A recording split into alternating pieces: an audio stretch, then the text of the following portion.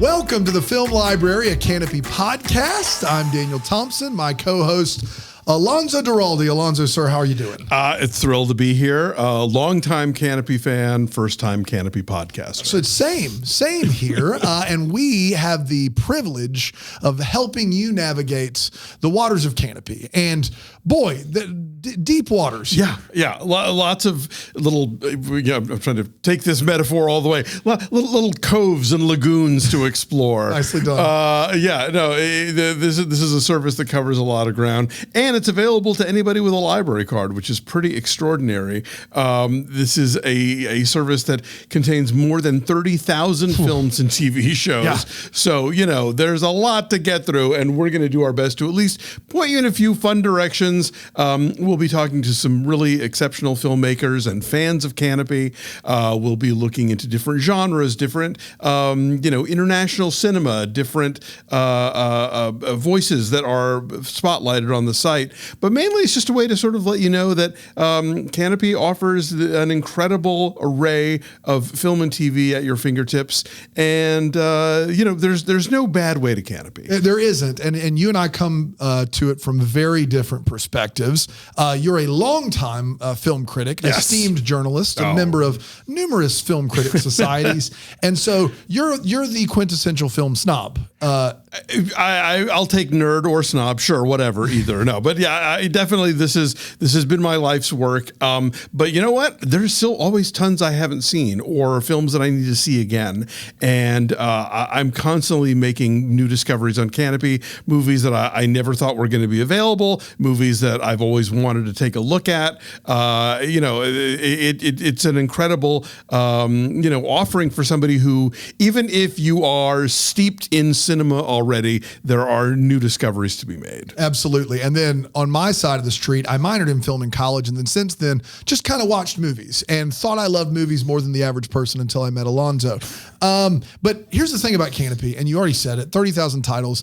I was a little bit intimidated thinking the library streaming service would be something that I wouldn't necessarily be interested in. And then you get on the homepage, and Memento, one of my favorite movies, is like one of the first things you see, and I'm like, oh, this has something for legitimately everybody. And absolutely. That would be cool if that was all. But what happens is I watch Memento with a library card, no fees, no ads on Kanopy. And then when it finishes, it gives me so many titles, unlike some other streaming services where they think because you like one thing, you'll like another, and they're not anywhere near. Yeah, exactly. These all have some sort of like offshoot or direct connection to the film you just watched. Do you want to go further into Christopher Nolan's library? Is there a Christopher Nolan short? Or are there, this cinematographer worked with Christopher Nolan and he made this movie too?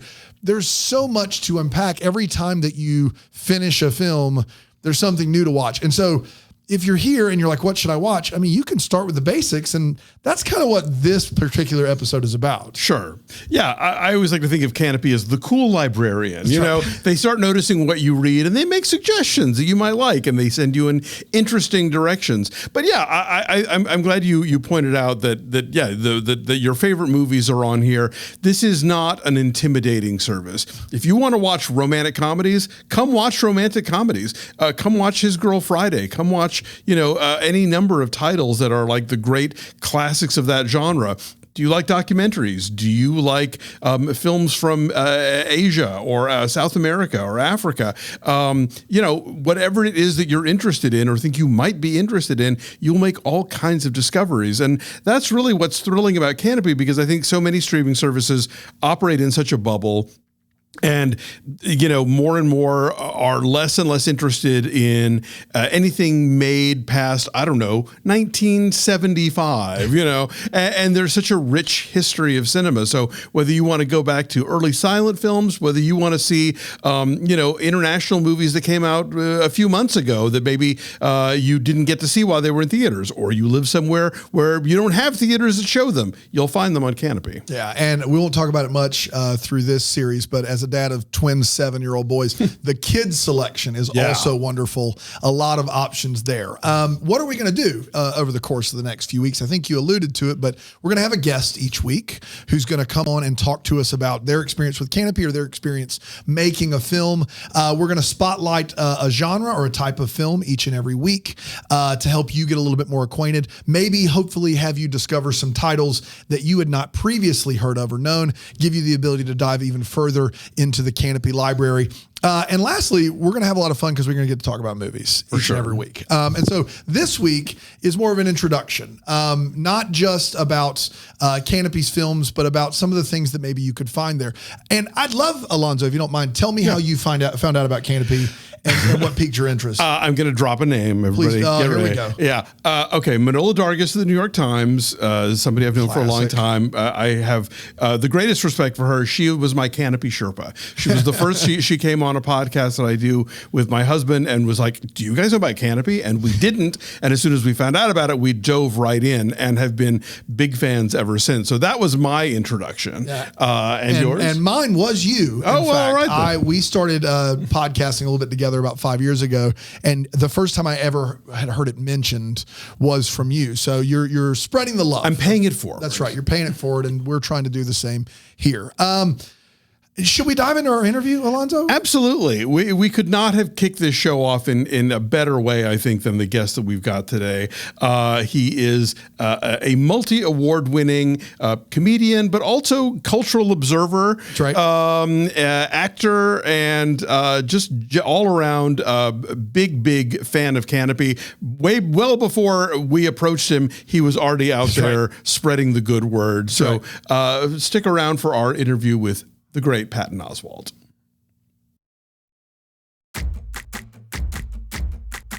Here's the Film Library trivia question for today.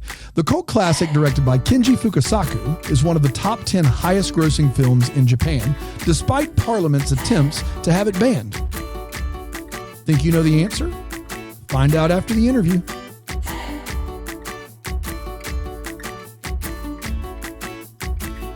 Welcome back to the Film Library, a Kanopy podcast. Very excited about our guest, Alonso. This is star of stage and screen. You've heard of him, I'm sure. He's won a Grammy. He's won an Emmy. He's done all kinds of fun things, but he's also Kanopy's unofficial spokesperson, is what I like to call him. Absolutely. It's Patton Oswalt. Patton, how you doing, sir? I'm good. How are you guys doing? Terrific. Can't complain. We thought who better to have on here because I've heard you. I've read one of your books, Silver Screen Fiend, a phenomenal book. And I've heard you on podcasts, and you will just kindly, out of the goodness of your heart, mention Kanopy and the wonders of Kanopy. And so we're making it official. We're making it official here. We think this is a match made in heaven, and we appreciate you joining us. So tell us a little bit about your entry into the world of Kanopy and what you love so much about it. I forgot how I discovered it. I think it was at the dawn of all the streaming services. I mean, I had Netflix, I had Hulu. When Criterion came along, I got Criterion Channel, and someone mentioned, most of the Criterion library is on a service called Kanopy, which you get free with a library card if you have one. And downloaded the app. It's on my TV now. Enter in your library card number, and you get watch 10 free movies a month. And they've got all the A24 films, all of the Criterion stuff. They also, I wish they would do a separate section. I also belong to a subscription service called Film Movement. Film Movement is this amazing company. They go to film festivals, and a lot of movies do great at film festivals, and then they just don't get distribution. They don't get picked up for whatever reason, and Film Movement grabs them, and every month you're sent a new film that did well and didn't get the distribution it deserved.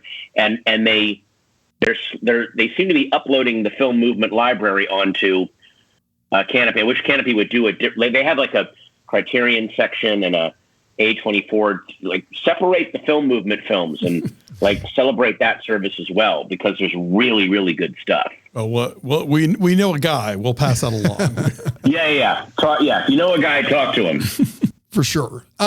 Patton, in reading your book, which is like you use a lot of comparisons to addiction when you talk about how much you love film, and you wax poetic about the New Beverly, and you do a lot of fun things there. What have you found since writing that book and maturing and growing older that allows you some balance in like when you choose what movie you're going to watch in your very valuable spare time? Like, how do you go about going, I've got 2 hours to watch a movie.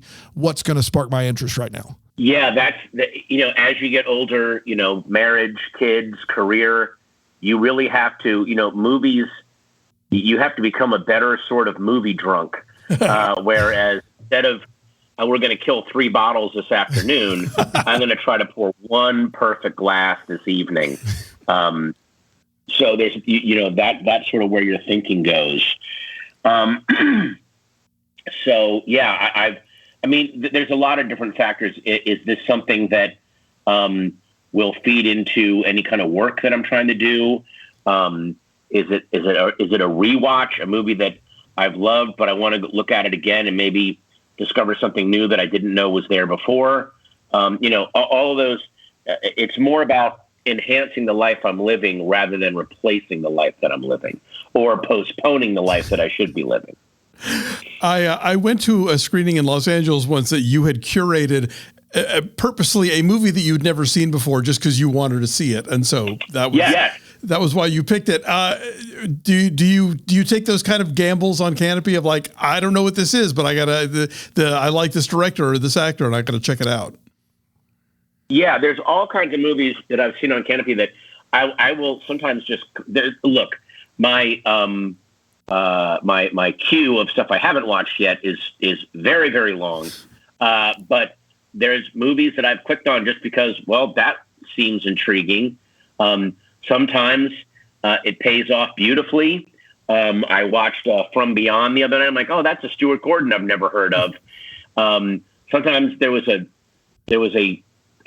Asian gangster film called Mr. Six that I watched that was so fascinating because it's a gangster film where no gangster stuff happens. It's all about build up and then you never see anything actually happen. And it was such a friggin' letdown. It really bummed me out. Like you're being artsy to a fault now. You're being artsy and you're sacrificing any kind of cinema or interest.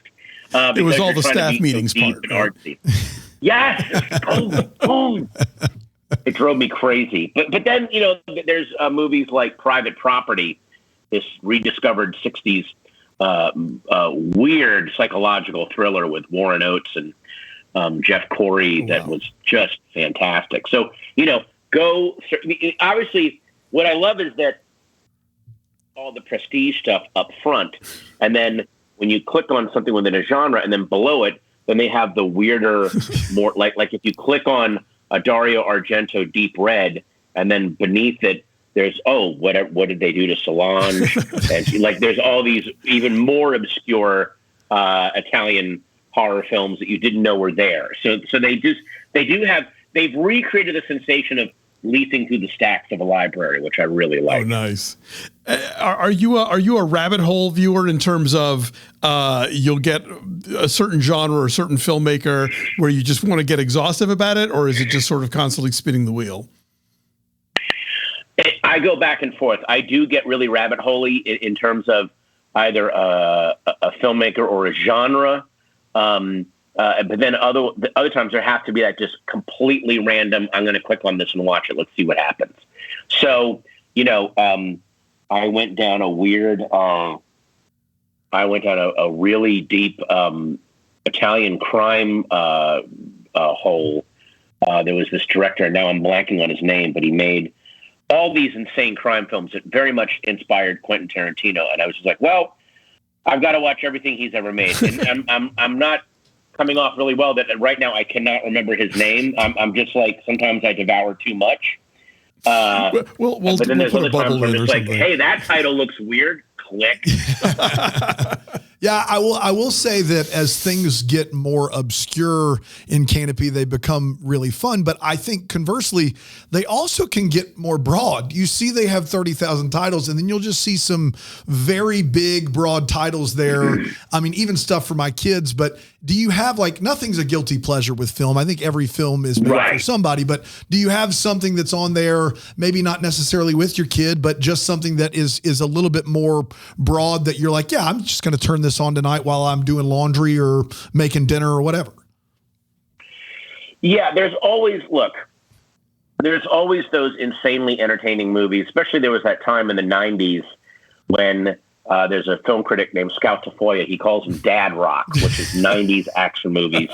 And man, those land, anything by Tony Scott. Yeah. I'm going to watch it. He's just jiggling that camera all around. And I'm like, yeah, following it. It's great. Just made the most entertaining friggin' movies. And a lot of stuff from the 80s, like as much as I like a movie like Lethal Weapon, what is so entertaining to me are the Lethal Weapon ripoffs that came after it. So like Gary Busey in Bulletproof, like what? Maybe we try to make him an action star. Who knows? Like that kind of stuff always fascinates me. These weird little, and then also like just very, very weird movies from around the world that they have the big, but like a French attempt at making an American sexual thriller to me is always really fun, or a Korean attempt at making a science fiction body horror film is like that. Those like someone filtering another country's genres through their own lived experience to me is always amazing, and I love that. I feel like there was a 10-year span where it was Tony Scott in a Denzel Washington film, script to be named later, and it was fantastic. Yeah. But it was like, those movies in a weird way, because Tony Scott is such a visually entertaining filmmaker, and Denzel Washington is one of the most watchable actors who's ever lived. So you really could just go, let's just turn the camera on Denzel and see what happens. Right. That's right. Why not? Why the hell not? Yeah. I'm literally going down this list. I keep a list of all the movies I watch. I'm going to scroll down. Keep talking, but I'm scrolling down at all of the stuff. Yeah, this is something you did in your book. Where you? Yeah, well, you know what? Sadly, I'm still doing it. You're still doing it. So, like, you have almost 30 years of like written notes of every movie you've ever seen. Oh, it's nuts. Oh, I did. Okay, here's some great double features. You guys had on your channel The Lavender Hill Mob and The Man in the White Suit, which I watched back to back. Made in the same year. Alec Guinness, friggin' genius. Ealing. You know, again, and they're grouped that way, all the Ealing comedies. So, but a lot of times they're not like, if you click on a movie, underneath it, the other suggestions are the stuff that links to it, either stuff that came off of it or stuff that was inspired by it or that inspired it. Right. Also, you had Zoe Chow's first movie, Songs My Brothers Taught Me, which was incredible. Yes. So yeah, there's all these great little, that's this thing. Okay, here we go. Let's go down this path and see what we have. Go ahead. Well, no, one of my favorite Kanopy things, and nobody has this much laundry, so it's not a movie you're going to watch in that context, but the Frederick Wiseman movies. Like, I'm a big fan of. Oh, God, yes. Give me 4 hours of a city council meeting, you know. I know. Well, look, the one he did on the New York Public Library was incredible. Ex Libris. The boxing gym one was amazing. Mm-hmm. That one's incredible. High School 1 and 2 is amazing. I remember reading you basically have the Frederick Wiseman Library. You are the digital equivalent of Kim's Video in New York, because that for a long time that was the only place you could get those. Right.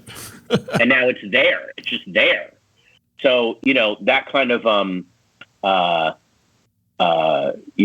access to that kind of stuff. Although Frederick Wiseman is also famous for his first film is in that category of truly great film that I'll never watch twice. City Cut Follies. Totally. No way in hell will I ever watch that movie again. Yeah, no, that's a toughie. But like, weirdly, the store has made it into my like Christmas rotation, where now every year I have to watch like people in Neiman Marcus randomly break into Christmas carols and exercise their cash register fingers. That's awesome. Yeah, that's right. You have all the Frederick Wiseman documentaries. You have all of them at your disposal. And that actually so you know, something about, you know, in the 90s or whenever, when you found a theater playing these prints or you found a copy of this movie, it was like you were lucky to find it. And so how has, I don't want to, like, there's a place for the big screen and there's a place for streaming. I don't really have much desire in that conversation to open that up, but how is it you're just access to this? Like you're still writing down about every movie you've watched for the last 28 years, which is great. Like, just unbelievable.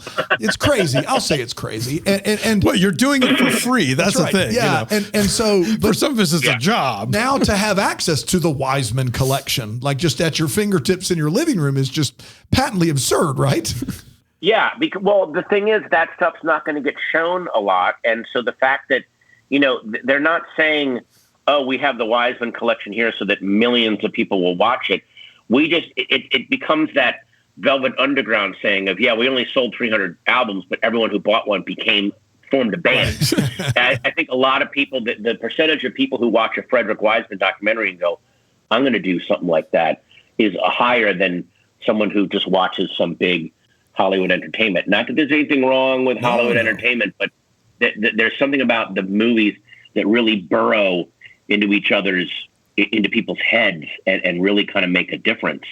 That to me is amazing. Well, I kind of feel like having something like the Wiseman collection it's the promise of streaming. It's what streaming was supposed to be, that everything would be available at your fingertips. And what that has turned into is, well, some things will be available at your fingertips, and then the ones that don't have a big enough audience will just sort of shunt off the service somewhere. Even if we own it outright, we're just going to not bother with it, you know? And so to me, this feels like a commitment of, it's like your local library having the books and not deciding, well, not enough people are reading about geology, so we're just going to ditch them. Yeah, and also sometimes things need to sit for 10 years and then people rediscover them. True. But now we're in this era with streaming where there are some movies, they premiere on streaming and then the streamer goes, not enough people are watching, get rid of it. And there is no copy of it anywhere. Exactly. It's not like you can then buy the DVD and pass it hand to hand and build a cult following for something that deserves a cult following. It is purely not available.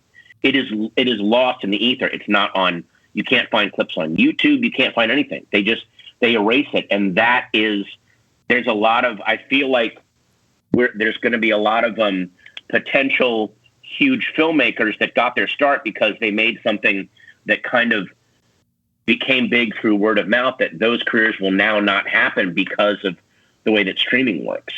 Right. I mean, you wrote that essay about how like fandoms now have it so much easier than when we were younger and we had to go to the comic store and track down the back issues or, you know, find the bootleg videos of Hong Kong movies. It's all on Wikipedia and you can read the thing. But yeah, you're right. So much of this stuff is so ephemeral in the sense that there aren't 35 millimeter prints. There aren't even Blu-rays. They were made for streaming. And if streaming makes them go away, they're just poof.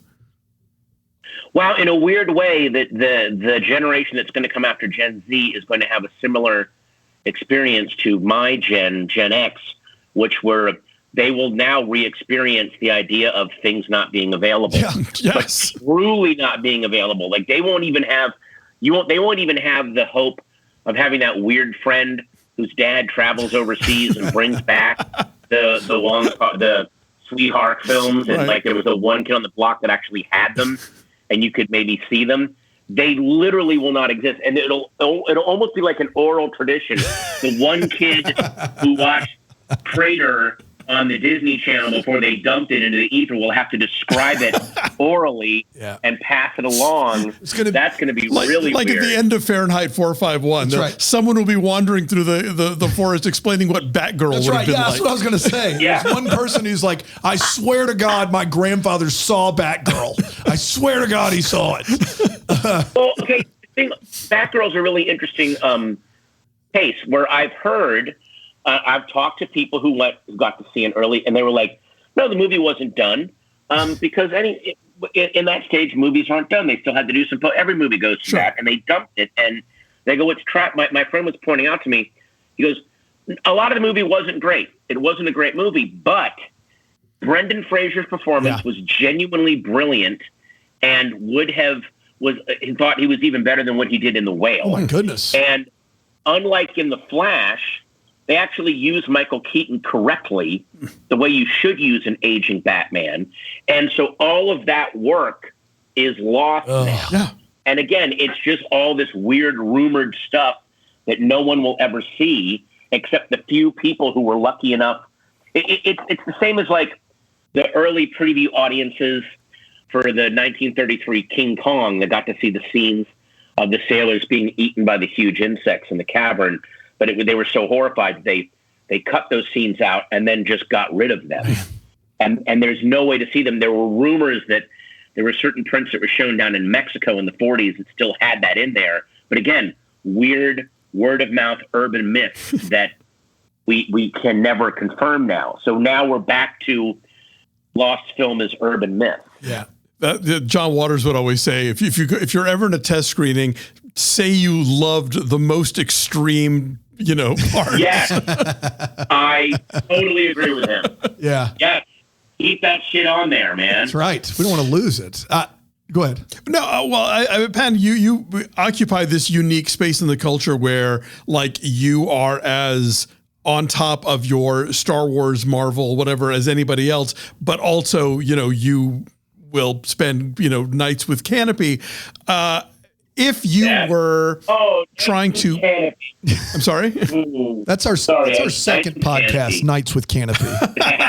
Yes, we solve occult mysteries with David Hasselhoff. It's great. Now, what I was going to say was, if you knew a teenager, 20-something who was steeped in, MCU, the George Lucas universe, and you were trying to turn them on to what Kanopy had to offer, what are some titles you would throw their way to be like, give them that? Well, first I would say, again, everything, pretty much everything on Criterion is on Kanopy. You can look at the Criterion library and start watching it for free and delve into that. I would also say there are these amazing the Stash short film things that you guys have on, short sci-fi, short fantasy, short horror. You get to see some really cool young filmmakers. I went down a whole rabbit hole of these short films on Kanopy that were kind of amazing. And then I would also say you've got all of the, again, for free, instead of paying for a service, you can go and catch a lot of the, Taxi Driver. If there are classic films that you haven't checked off your list, go check off Bonnie and Clyde, Taxi Driver, Chinatown. They're all on there. Yeah. And you can get all that done for free. I envision, like in Good Will Hunting, when Matt Damon is like explaining all the books you could have read with a library card. You could do the same, just like, here's how you become a cinephile. Like, I bet you watch this, and then you get to Chinatown, and then with a library card. Yeah. With a library card. That's exactly right. Although, and this is classic Twitter though. When I was first starting to, hype up Kanopy because I loved it so much, there were people like, I can't afford another streaming service. One guy was like, I can't afford another streaming service. And I went, oh, it's free with a library card. You just put in your library number, you get the service. And then being a Twitter troll, because you can't like let it go. Well, that's nice if you have a library card. I'm like, okay, dude. Well, like, there has to be something wrong for him to bitch about. I was like, guys.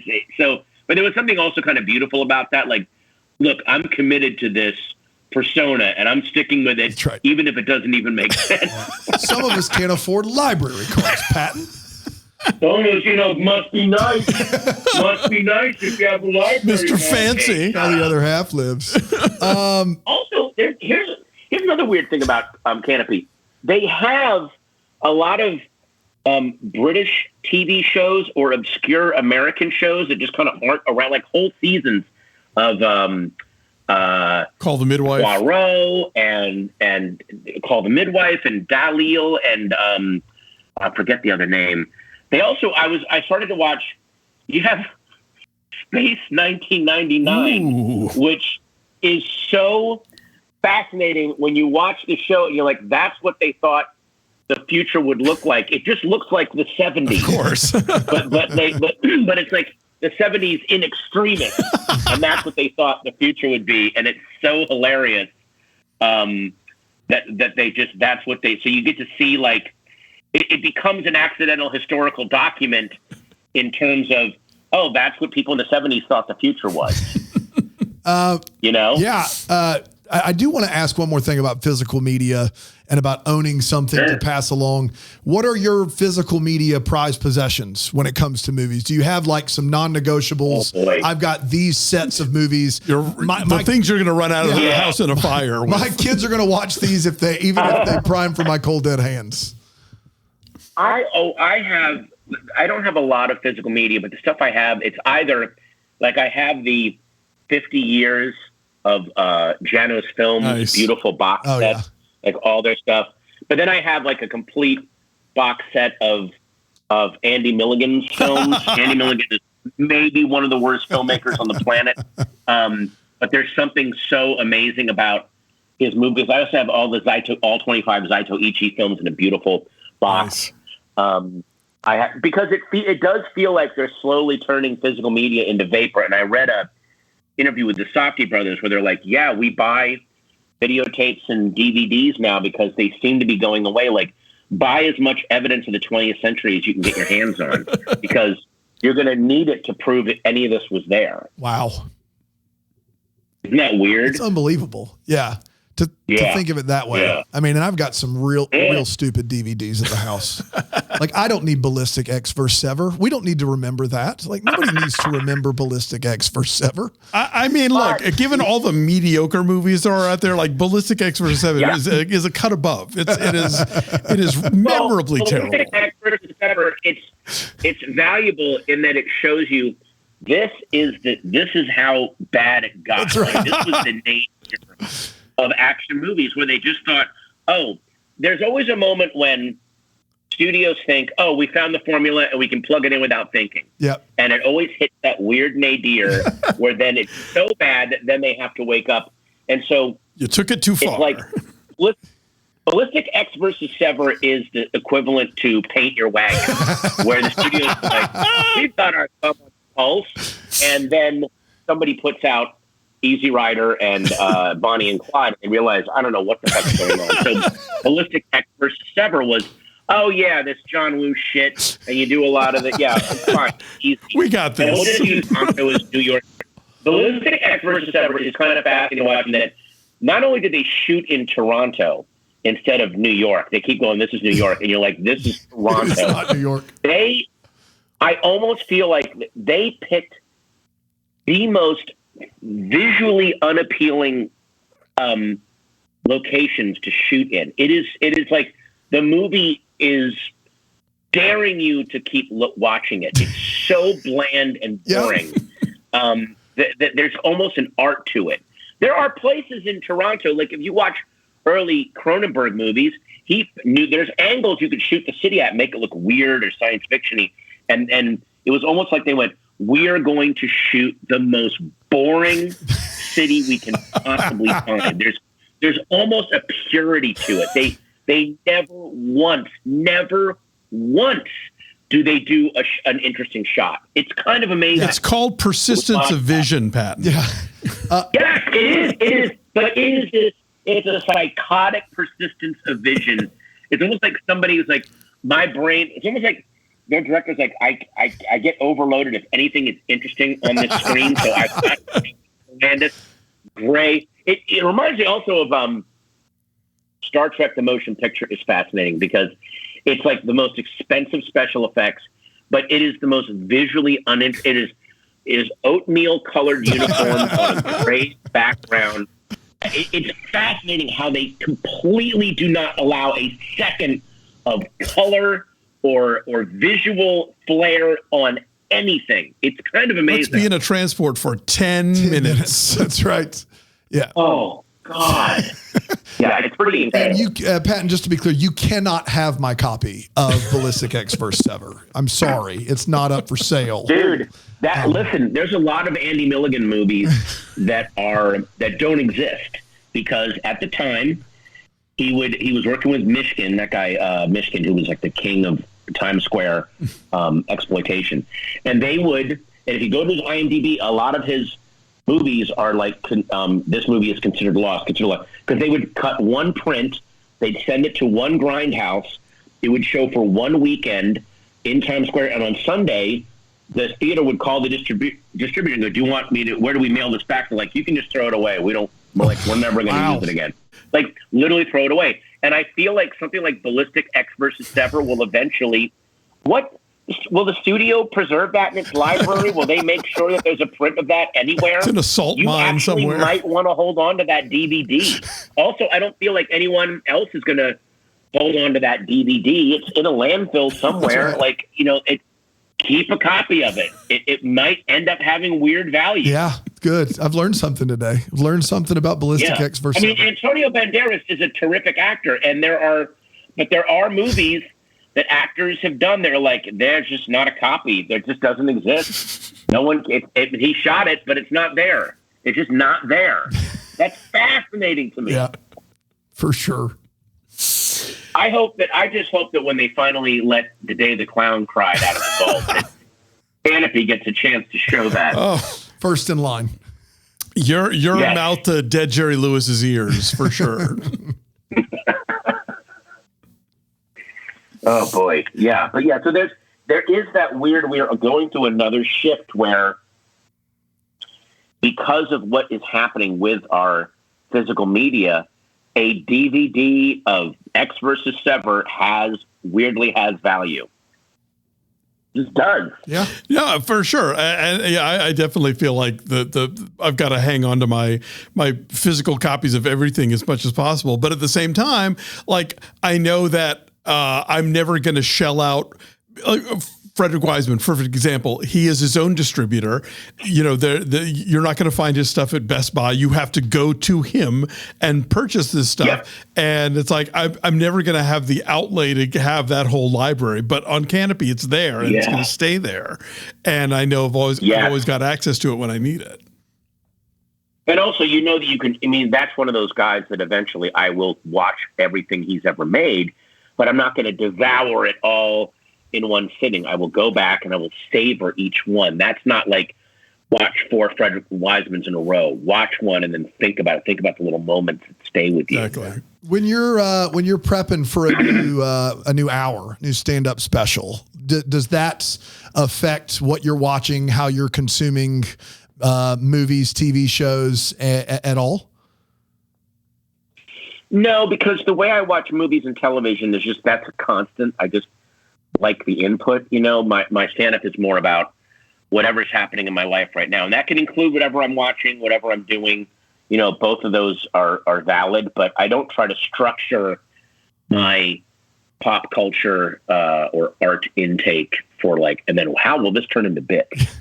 I'm just saying a type 5 on Ballistic X vs. Sever. I feel like you've got it. It's good. You can work it out some, but I feel like it's there. Oh, dear God. Do you ever throw out like a Dario Argento reference or something just to see if the room is going to respond or Oh, yeah, for the 4 people that'll get that.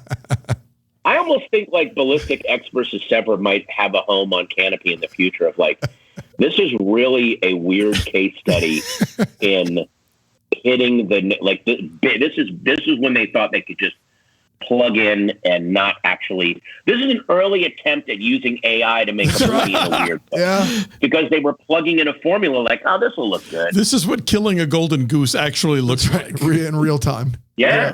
But it happens all the time. When I wish someone would do a study.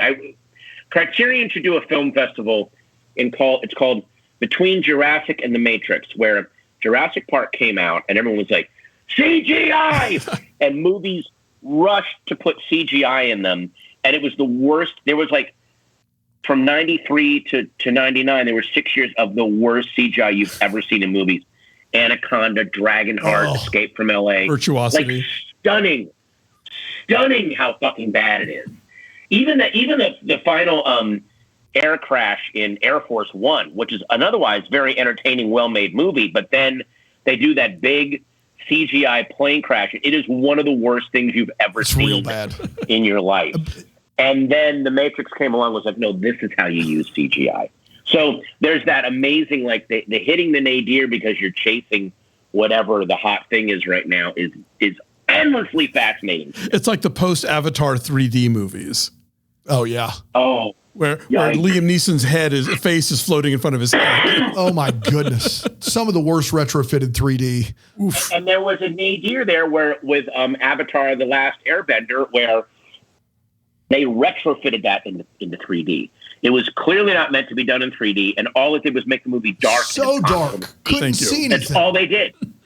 Yeah. Oh, it was brutal. From one of the brightest, happiest animes ever made, and they made the grimmest. And same thing with when The Dark Knight came out and made $500 million. It suddenly was like every superhero movie's got to be dark and grimmy and grim and it's like no that. The Batman work because Batman is grim and you can't make everything grim and gritty, you dummies. And those were those two horrible, poor Andrew Garfield. He's such a great actor. And they made him do those two Spider-Man movies where they were grim and rainy and dark. It's like, this isn't how Spider-Man works. It's your friendly neighborhood Spider-Man. That's what he is. Neighborhood. That's the whole point. He drives the villains crazy because he's upbeat making jokes all the time. He drives them nuts. He does what Muhammad Ali did. He trash talks people and then they can't think straight, and that's how he wins. That's right. With fun puns.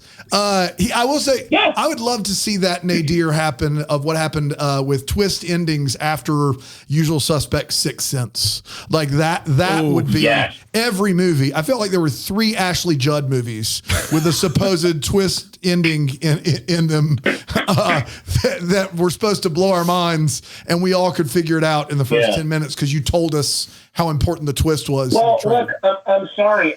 I still think M. Night Shyamalan's a great filmmaker, but boy, he fell victim to his own thing. Yeah. He became his own nadir. Yeah. Chasing that dragon. Oh, it's an M. Night Shyamalan. They're expecting a twist. And it's like, no, we're just expecting a good movie. We don't care about, dude. For sure. And it got really... And it hit its nadir with The Happening. Yeah. Oof. Where the twist was there's no twist. And you're like, well, that's not a twist. Happening, the Ballistic X vs. Sever of M. Night Shyamalan movies is what that is, from what I understand. And of killer plant movies. Ballistic, Wahlberg versus Plant. Wahlberg versus Plants in an epic battle to the death. That's exactly right. Yeah, Wahlberg versus Ficus. I'm getting the wrap-up sign from the producer. Patton, this has been... fantastic, sir. Thank you so much. I love that. For your time. Thanks for shining a light on Kanopy. What all you literally just years need of testimony, a library card, and you've understood that. And it's for the masses, not just for the rich elitists with their library card. Everybody. It is for people with no money. And here's the great thing about, again, with Kanopy. Find a movie that you like, click on it. You can watch it for free, but then beneath it, Kanopy will list 8 or 9 other movies where, like, if you like this, you might actually like this. And there's stuff that I had never heard of that led me down some really cool paths. So again, Kanopy will broaden your mind and broaden your viewing for no money. It's great. No ads. It's crazy. It's the cool librarian. No ads, no nothing. Just you go in there, watch a movie, you're done. Yeah. Well, thanks so much, Pat. We really appreciate you being with us, man. My pleasure, guys. Thank you. Thanks for having me on. Yeah, thank you, sir. Sure. Appreciate for sure, dude. on. Thank you so much. It's time to find out the answer to today's film library trivia question. If you guessed the 2000 film Battle Royale, you were correct.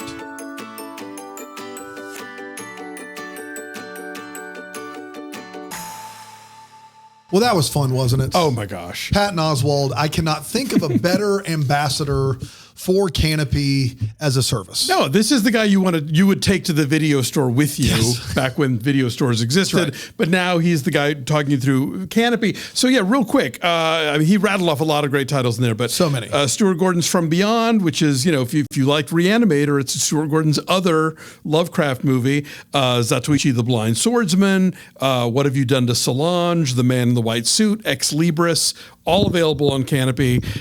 Check those babies out. But we also wanted to kind of give you a sort of overview list of some of our personal favorites that are on the service that are, if you're just getting your feet wet and you want to kind of try some movies out, I think these are guaranteed. Like, I think they play to just about anybody. Yeah, this is the first episode of this podcast. So as a good intro to Kanopy, I mean, he's like, got his PhD in Kanopy, so he's way down the list. But as an intro, some movies to dive into, there's a bunch of great titles that are there.